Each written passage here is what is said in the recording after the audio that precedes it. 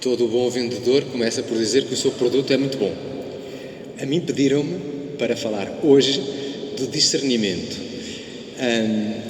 Talvez não vou dizer grande coisa, mas começo por dizer que o tema do discernimento é um tema fundamental na nossa vida cristã. E é um tema fundamental justamente nesta solicitude de nascer do alto, nascer de novo, nascer a partir de Deus. Aquilo que na verdade nos faz ser à imagem e semelhança de Deus, não é? Todos nós sabemos que fomos criados à imagem de Deus, é isso que nos diz o Gênesis. O que nos faz ser criado, existir à imagem e semelhança de Deus, prende-se com a nossa liberdade, a capacidade de amar, e Deus é amor. Portanto, se fomos criados à imagem de Deus, significa que fomos criados para sermos também nós amor, pois a capacidade de amar, o ser amor, tem a ver com o poder escolher, e o escolher amar só se ama na liberdade.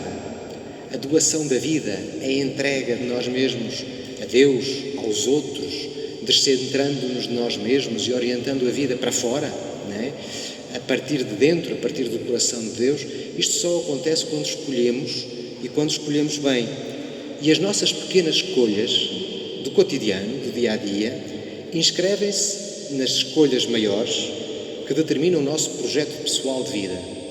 Todos nós, de uma maneira mais ou menos consciente, fomos assumindo escolhas de grandes dimensões estruturais que se prendem, no fundo, com a nossa vocação, com a pessoa que somos.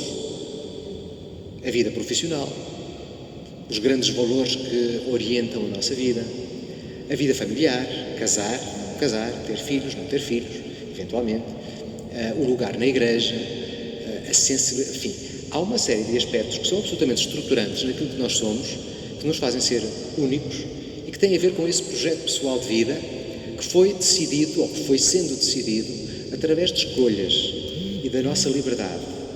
E isto é fundamental, porque depois as pequenas escolhas de cada dia, tão simples como levantar-se ou não se levantar-se às 6 da manhã, ou levantar-se às 10 da manhã, o fazer esta ou aquela tarefa, ou este ou aquele telefonema, esta ou aquela conversa, as pequenas escolhas encaixam-se, supostamente, neste grande projeto que nós somos.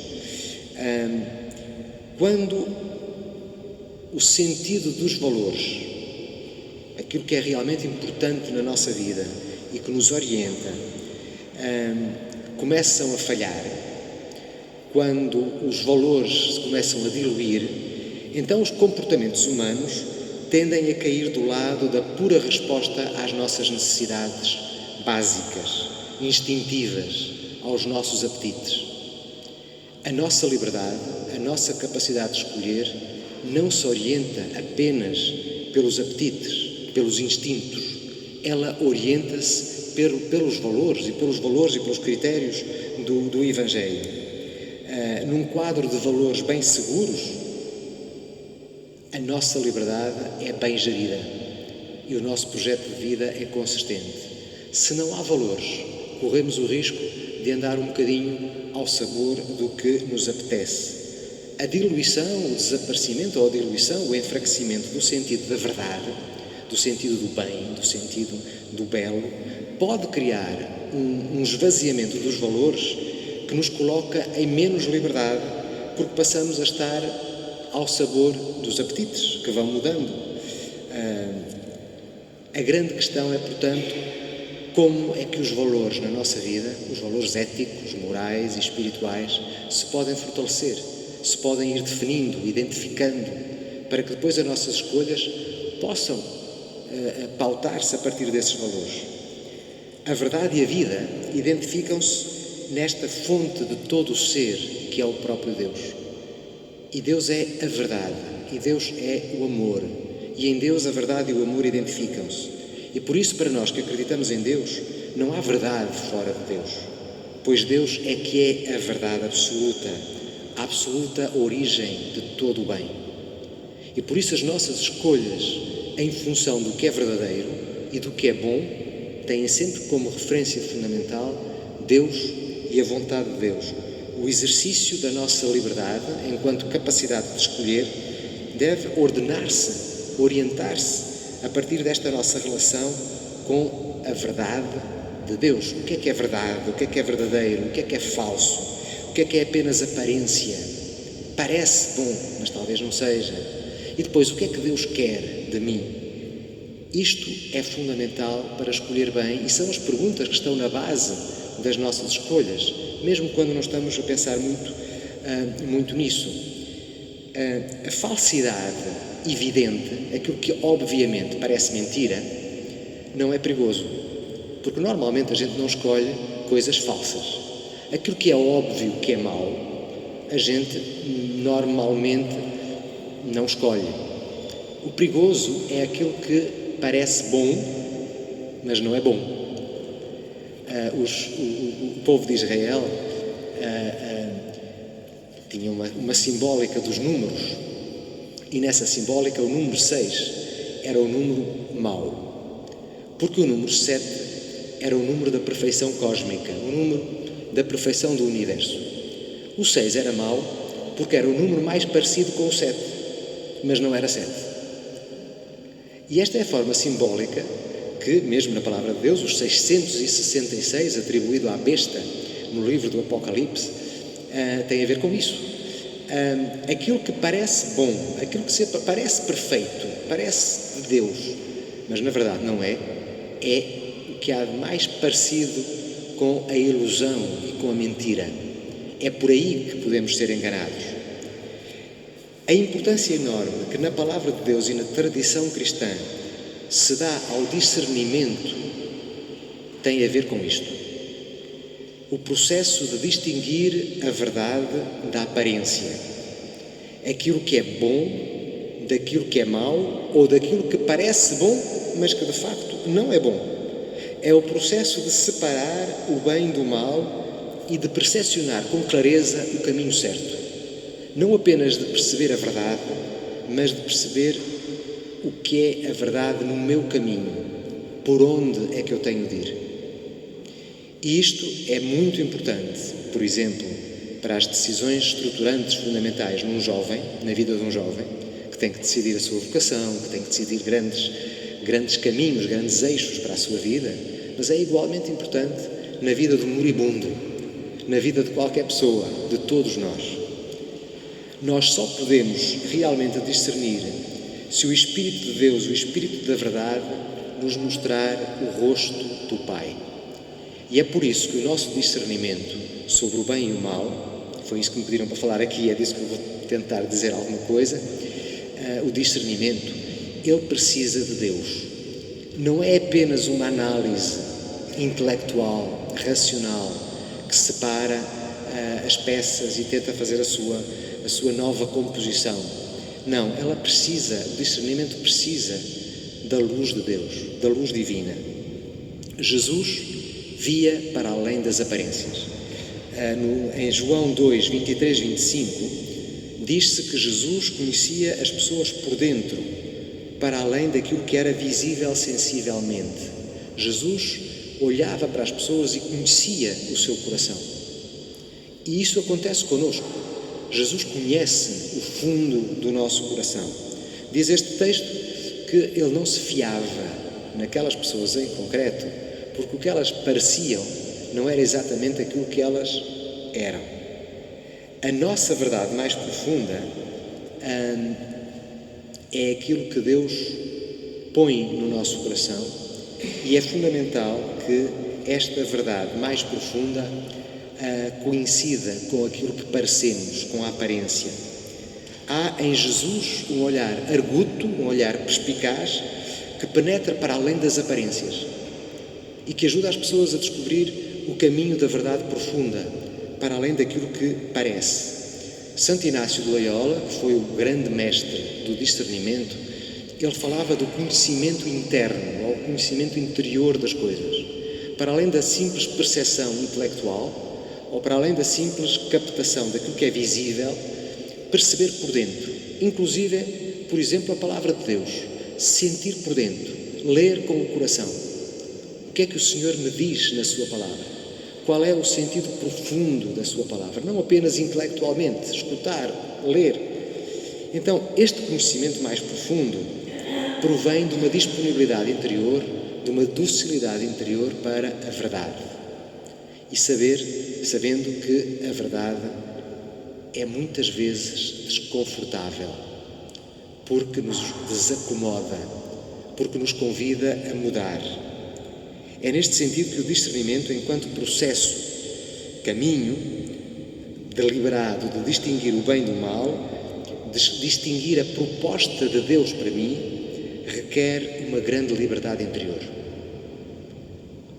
Estar mesmo disponível para ir acolhendo uma palavra de Deus que me convida a mudar, que me convida a escolher bem, mesmo sabendo que isso às vezes pode contrariar os meus planos originais. É uma espécie de santa indiferença, de que também falava Santo Inácio de Loyola. Esta capacidade de renunciarmos, de nos abnegarmos de nós mesmos para seguirmos um caminho que talvez não fosse aquele que nós tínhamos inicialmente previsto. E nisto é o Espírito Santo que guia o nosso olhar. A Bíblia refere constantemente o modo como o povo de Deus era conduzido pelo Espírito. A coluna de fogo que conduziu o povo de Israel no deserto e que separava a luz das trevas e ajudava o povo a ir caminhando na luz. O Espírito Santo que conduz Jesus ao deserto. E é sob a iluminação do Espírito Santo que este Jesus vai captando nos caminhos da história que ele percorreu aquilo que era a vontade do Pai para ele. Em muitas situações nós percebemos que o próprio desenvolvimento da vida é referido ao Espírito Santo. Tudo o que acontece é porque o Espírito Santo quer. E que sempre que nós somos obstáculo ao Espírito Santo e impedimos que ele haja, estamos a criar em nós uma zona de sombra, uma zona de escuridão, um apagão, como o de ontem, em que tudo começa a entrar em crise e em colapso.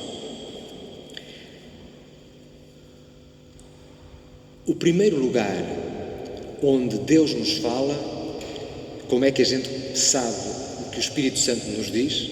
O primeiro lugar onde o Espírito Santo nos fala é a nossa própria consciência. E isso é universal em todos os seres humanos. A capacidade de alguma maneira, interiormente, intuir o bem do mal. E mesmo pessoas que não andaram na catequese conseguem interiormente sentir-se mal quando fazem o mal e sentir-se bem quando fazem o bem. E às vezes até de uma maneira bastante inexplicável. Esta é a voz natural da consciência que a Igreja reconhece como um modo fundamental de discernir, um recurso fundamental para discernir. Mas depois, para além desta voz natural da consciência, a nossa consciência, há uma voz superior, que é a voz da graça, que nos é dada no batismo. É o dom do Espírito Santo e os dons do Espírito Santo, que nos são dados no batismo e que podemos deixar frutificar ou então ignorar e não permitir que se manifeste. O dom do conselho, como aliás os outros dons, ajudam-nos a discernir. O Espírito Santo assiste a Igreja no seu peregrinar e, nesse sentido, nós alinharmos com a Igreja é a condição para que o discernimento esteja mesmo no bom caminho. O que é que significa alinhar-se com a Igreja? Se efetivamente queremos ouvir a voz do Pai, é mesmo fundamental nós procurarmos estar em comunhão, alinhados com a Igreja de Deus. O que é que isso significa? Talvez alguns elementos. Primeiro, assumir a fé da Igreja e as convicções fundamentais da fé. Aquilo que, ao discernir, para nós cristãos, se opõe à fé da Igreja, deve ser visto como seguramente errado. Aquilo que está em comunhão com a Igreja, à partida, não tem, pelo menos, esse óbice. Depois, assumir o espírito de sinodalidade e de comunhão neste esforço que a Igreja toda faz para perceber os sinais de Deus. Como batizados, nós somos Igreja.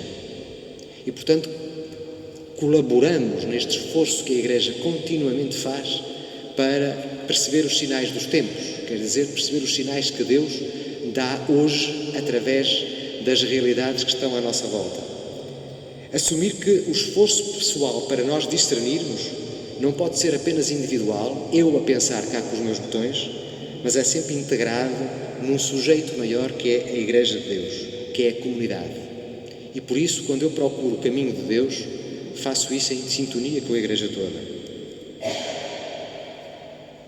Não é apenas o que eu sinto no meu coração como verdade, mas é também aquilo que a Igreja ensina, aquilo que a Palavra de Deus tem e que eu devo procurar aprender. Daí que a formação seja tão importante para nós discernirmos a vontade de Deus na nossa vida e andarmos concretamente nessa vontade. Ao mesmo tempo, esta objetividade daquilo que a Igreja diz não se pode reduzir à frieza da instituição, que dita verdades, digamos, universais. É muito importante que nos processos de discernimento nós sejamos capazes de escutar e de escutar os outros. Em 1 Coríntios, no capítulo 12, Paulo fala do discernimento dos espíritos. E este discernimento dos espíritos é um dom do Espírito Santo, entre tantos outros dons. Este dom permite-nos distinguir aquilo que vem de Deus daquilo que vem apenas de mim mesmo, ou dos meus mecanismos de análise, de percepção, ou daquilo que vem do mundo ou do espírito do mal. O dom do discernimento é fundamental para que a gente distinga aquilo que é apenas meu, nosso, daquilo que é realmente de Deus. O que Deus nos diz hoje, que posições quer que assumamos ao nos situarmos neste mundo contemporâneo. Isto vale para o discernimento como Igreja e também para os nossos discernimentos pessoais. O dom do conselho, que é um dos 7 dons do Espírito Santo, com este dom torna-se possível distinguir o que vem de Deus do que não vem de Deus. E por isso, se calhar, a primeira regra é invocar o Espírito Santo. Termos uma efetiva devoção ao Espírito Santo para irmos acolhendo o seu dom. Tudo o que nos move para aquilo que objetivamente reconhecemos como pecado não vem de Deus. E aí o discernimento não é difícil. Difícil é resistir à tentação. Roubar é pecado. É claro. O que é mau é pecado. E, portanto, discernir aí não é difícil. E Santo Inácio de Loyola sublinha isto. O discernimento sobre aquilo que é objetivamente mau, à partida deveria estar feito. Claramente, Deus não quer que eu roube, Deus não quer que eu minta. E, portanto, discernir sobre isso deveria ser relativamente fácil.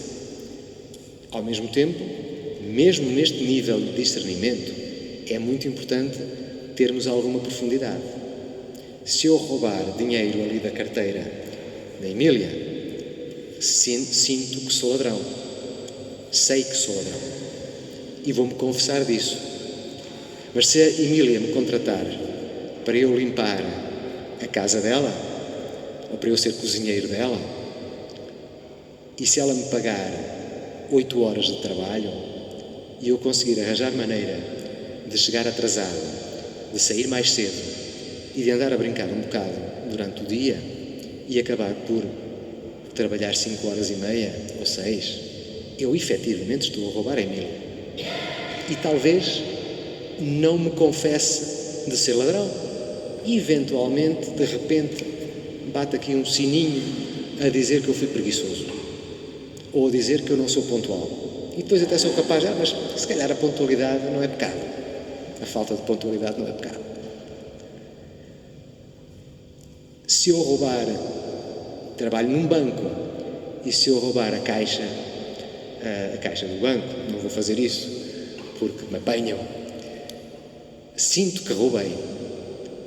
Mas se tiver que fazer as contas no meu trabalho e pagar os impostos e não os pagar, se calhar não sinto que estou a roubar não o banco, mas a comunidade humana. E, no entanto, estou de facto a roubar. Então, mesmo o discernimento, isto tem a ver com discernimento, naturalmente, mesmo o discernimento sobre o bem ou o mal, o que é pecado ou o que não é pecado, sobre os mandamentos, não é assim tão evidente como isso. E é importante a gente aprofundar para além das simples aparências. Mais difícil é discernir entre um bem e outro bem. Discernir entre o bem e o mal não é muito difícil. Às vezes é difícil resistir à tentação do mal. E isso pode ser dificílimo. Mas eu sei que comer 1 quilo de chocolate, uma mousse de chocolate inteira, é capaz de me fazer mal. Agora não estamos a falar de pecado, mas estamos mesmo assim a falar de discernimento. Mas se calhar resistir a isso é difícil. Mais difícil ainda é discernir um bem de outro bem. E aí o que está em causa não é tanto o que é bom, mas é o que é bom para mim. O que é que Deus me pede a mim.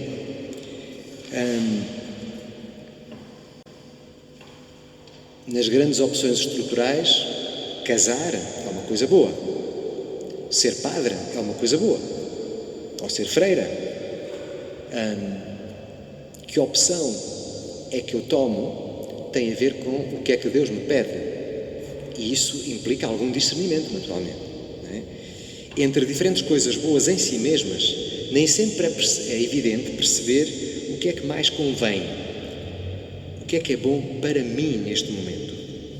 Uma das indicações que Santo Inácio nos dá para discernir é a seguinte: diante de duas possibilidades, por exemplo, ficar no emprego onde eu estou, ou mudar de emprego, fazer um determinado trabalho na minha paróquia, ou recusar esse trabalho, ficar na comunidade cristã onde habitualmente vou e frequento, ou mudar de paróquia, coisas deste género e tantas outras, milhentas coisas.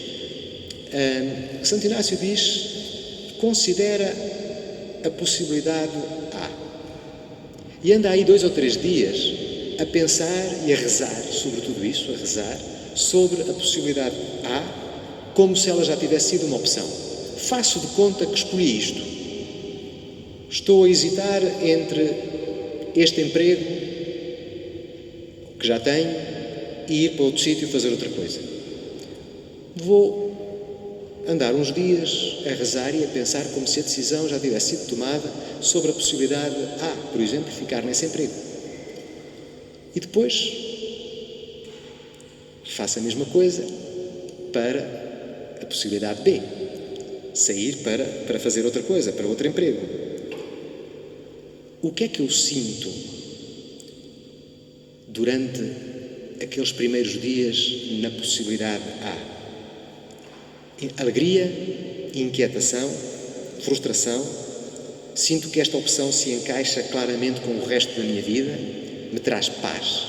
Sinto paz, sinto que é por aí. Ou sinto que claramente a Deus não... Sinto-me inquieto, sinto-me desconfortável. Às vezes este simples exercício, passar uns dias a fazer de conta que já escolhi na possibilidade A, e depois outros dias a fazer de conta que escolhi a possibilidade B e a ver o que é que eu sinto com isso, também na oração, ajuda a resolver e a tomar a decisão. No entanto, mais do que uma técnica de análise, o discernimento é um procedimento do Espírito Santo em nós, pelo que a oração e a busca interior do que Deus quer é mesmo essencial. Não é apenas estar atento aos movimentos subjetivos interiores, é estar sobretudo atento na oração, àquilo que Deus me vai inspirando, à paz interior que eu tenho ou não tenho. Então, pedir a luz de Deus para não cair nas malhas do puro subjetivismo. Escutar o Espírito implica entender as coisas à maneira de Deus e não à nossa. Um exemplo. Nós podemos ler uma leitura bíblica à sorte. Fazemos muito isso, eu também faço. Abrimos a Bíblia, cai-nos um texto. Ou podemos pedir sinais concretos a Deus. Isto pode ser arriscado se levamos demasiado à letra. Porquê? Porque de repente podemos estar a fazer, subtilmente, a fazer o que queremos, dizendo que foi Deus. Ou então uma espécie de fundamentalismo. Abri este texto, saiu-me isto indica-me determinada coisa, também isto depende da minha interpretação subjetiva, e tenho que fazer aquilo. E isso pode ser muito arriscado. Deus não nos fala de maneira mágica. Deus fala-nos não apenas na palavra que eu abri ao calhas, mas na Escritura toda. Não apenas numa palavra que eu ouvi na homilia de domingo, mas em tudo o que a Igreja diz. Então podemos ter, se calhar, algumas referências para pesar a autenticidade daquilo que sentimos como uma indicação para escolher. Não vem de Deus aquilo que nos move para alguma coisa que efetivamente é má. Verificar o grau de paz interior, sentirmos paz, aquele sentimento que estamos no nosso lugar, fidelidade a Deus, que esta ou aquela possibilidade nas minhas escolhas me traz, garantindo que essa percepção acontece sempre no horizonte de oração. Verificar uma possibilidade à luz do ensinamento da Igreja. Se estou a escolher um emprego que claramente me vai continuamente pôr numa situação em que é quase impossível ser fiel aos mandamentos de Deus ou à minha situação de cristão, se calhar não é por aí, por exemplo. E também verificar as minhas escolhas sempre em diálogo com um acompanhador ou uma acompanhadora espiritual. Ter alguém, aquilo que habitualmente, tradicionalmente se chama direção espiritual. Ter alguém com quem eu me possa abrir, não para que a pessoa me dirija, porque isso tem que ser eu a fazê-lo, com Deus, em Cristo, mas para que a pessoa seja uma espécie de espelho e possa ir no diálogo, devolvendo-me as minhas questões e ajudando-me a refletir à luz de Deus. Há algumas distinções importantes no discernimento, em todo este processo. Uma é a consolação e a desolação. Portanto, são dois conceitos também muito de Santo Inácio de Loyola. A consolação é tudo aquilo que nos move para Deus, que nos atrai para Deus. A desolação é tudo aquilo que nos afasta de Deus. Nem sempre a satisfação, que é apenas um dado psicológico, coincide realmente com a consolação. Posso estar muito contente, muito satisfeito com alguma coisa, mas esse contentamento não me está a mover para Deus. Então é importante eu perceber quando é que na minha vida eu estou num estado em que tudo me puxa para Deus, ou quando é que na minha vida eu estou numa situação, numa fase, em que parece que nada me apetece do que se relaciona com Deus ou com a sua palavra. E em todos nós, todas as nossas vidas, nas nossas vidas, para todos nós, há épocas de consolação, em que a gente tem vontade de rezar, em que a gente é sensível às coisas de Deus, etc. E épocas em que nada nos apetece, em que ir à missa é uma chatice, em que rezar não apetece, etc. Um dos princípios importantes é não tomar decisões importantes em época, em tempo de desolação. Se eu estou amargurado, se eu estou azedo, se eu estou zangado, se eu estou a sentir-me longe de Deus, esse não é o momento para decidir. O momento para decidir não é nem na depressão, de um ponto de vista meramente psicológico, nem na desolação, de um ponto de vista espiritual. Na consolação, sim, quando as coisas me puxam para Deus, sim, posso decidir, mas mesmo assim saber que não há decisão nenhuma que seja, enfim, não há nenhuma situação de consolação que seja para sempre. Mesmo quando nós estamos bem e nos sentimos bem com Deus, isso passa. E, portanto, também aí devemos ter alguma cautela, algum cuidado, saber que mesmo essas decisões podem ser ajustadas agora, mas talvez, em muitos casos, elas precisem de uma nova revisão ao longo da vida. Um outro aspecto importante no discernimento, na escolha e na disponibilidade para o Espírito Santo é uma espécie de lucidez sobre nós próprios, autoconhecimento, inteligência emocional também, e chamar as coisas pelos nomes. Eu posso decidir criticar e afastar-me de um determinado grupo na minha paróquia, por exemplo, por causa de uma determinada pessoa que me irrita porque me ofendeu, porque me fez, porque me disse, etc. Isso pode acontecer por muitas razões. Posso estar cheio de razão. Mas também pode acontecer que eu tenha ciúme, ou que eu tenha inveja, ou que eu tenha um certo despeito porque aquela pessoa tem capacidades que eu não tenho, ou porque lhe foi atribuído uma função que eu queria ter tido para mim, etc. E fiquei tão frustrado e tão zangado que arranjei boas razões para justificar o meu afastamento. Por exemplo, e tantas situações deste género que precisam que eu seja capaz de chamar os meus sentimentos pelo nome. Inveja é inveja, ciúme é ciúme, raiva é raiva, desejo é desejo, etc. Os sentimentos bons, digamos assim, e os sentimentos maus. Capacidade para identificar cada situação e depois verificar os valores. Ok, o que me apetece é fechar a porta com força e deixar a minha paróquia, mudar para outra paróquia porque me chateei com o padre. Ou porque me chateei com a responsável do coro. Mas os meus valores dizem-me que eu devo ficar. Porque no fundo, eu chateei-me com o padre porque o padre tinha razão e a razão que o padre tinha até me humilhou.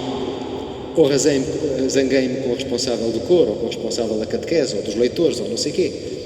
Porque no fundo, ela me irrita, porque me senti ultrapassado, porque senti ciúme daquele fulano que foi posto para ler a primeira leitura e eu é que tinha o direito, etc. Né? Então esta capacidade de sermos lúcidos sobre os nossos sentimentos e depois de chamarmos as coisas pelos nomes, dizer não, eu acredito noutra coisa. Não vou deixar que tenha poder este sentimento nas minhas decisões. Pensar e agir de acordo com Deus, impregnar de discernimento no Espírito Santo tudo o que eu faço, isso é espiritualidade. Numa aptitude verdadeiramente espiritual, a pessoa não se omite nem transfere para Deus a responsabilidade da sua decisão. Mas depois pode haver uma espécie de espiritualismo em que eu quero que sejam outros a decidir por mim ou atribuo a outros o mérito ou a culpa daquilo que me acontece e das escolhas que faço. Por exemplo, posso ser bruto e violento e tratar alguém muito mal e depois de dizer que foi o demónio que me tentou.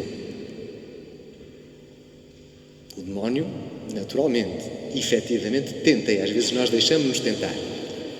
Mas, de um ponto de vista de escolhas, só é pecado aquilo que efetivamente eu escolhi. E, portanto, tenho que ser capaz de me dizer eu escolhi isto ou não escolhi. Se foi compulsivo, se eu não consegui controlar-me, então a primeira coisa não é ir a procurar um exorcista. Talvez tenha que procurar é fortalecer a minha capacidade de escolher, talvez com um psicólogo, talvez com alguma ajuda terapêutica, talvez com algum acompanhamento espiritual, etc. Mas quando efetivamente escolhi, então aí posso dizer que foi mérito, porque foi escolha, ou foi pecado, porque foi escolha. Então também aí o discernimento é importante. Não me ir confessar de coisas que efetivamente não são escolha, mas são fragilidade. Nós não somos culpados das nossas doenças, nem sequer no plano da saúde mental. Se eu sou uma pessoa violentíssima porque não consigo controlar as minhas emoções, então preciso de ajuda. Mas se calhar essa ajuda não é do padre. Então, pode ser do psicólogo, pode ser do neurologista, pode ser do endocrinologista, pode ser médica, não é? Também isto é discernimento. E não cairmos num espiritualismo que põe no plano do sobrenatural tudo aquilo que na nossa vida, na verdade, é muito natural e é muito humano. E é neste plano da humanidade que nós temos que nos governar, porque é neste plano da humanidade que o Espírito Santo trabalha em nós. Cada vez que a gente se transfere para o mundo dos anjos ou dos diabos, o Espírito Santo não sabe o que é que há de fazer connosco, porque nós não somos nem anjos, nem demónios, somos seres humanos. E Nosso Senhor Jesus Cristo é o Verbo de Deus encarnado. E por isso Santa Teresa de Jesus dizia: nada sem a encarnação. Nada sem esta referência fundamental a este nosso substrato humano. E isso tem que estar sempre presente nos nossos processos, muitas vezes são difíceis e complexos, de discernimento. Não nos basta também apenas obedecer cegamente à lei. A palavra de Deus diz assim, o direito canónico diz assim: se fizermos isto desta maneira muito cega, corremos o risco de sermos uma espécie de fundamentalistas. Alguns dizem, qual é a diferença? Isso vocês já devem ter ouvido esta piada. Qual é a diferença entre um terrorista e um liturgista? Um liturgista é o senhor que manda na liturgia, que percebe muito de liturgia, dos ritos e das coisas, não é? Qual é a diferença entre um terrorista e um liturgista? Diz-se que com o terrorista pode-se negociar. Com o liturgista nem por isso. E às vezes, nas nossas vidas cristãs, há muito disto. Uma rigidez absoluta. Tem que ser assim. Se não for assim, Deus Nosso Senhor manda-nos para o inferno. Este rigorismo pode ser, de facto, muito complicado.